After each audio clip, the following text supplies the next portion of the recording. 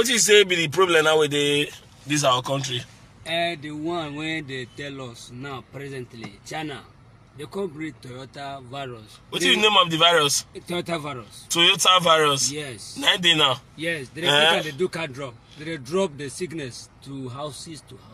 Okay, like car drop. Car drop. Now Toyota virus, they can't they work out.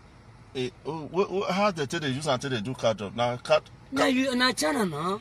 Now their motor now. And okay, they put on for motor. I said now so they do. They're for Toyota.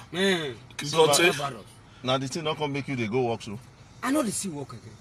I want go. They will say wait, make they find solution to this Toyota virus.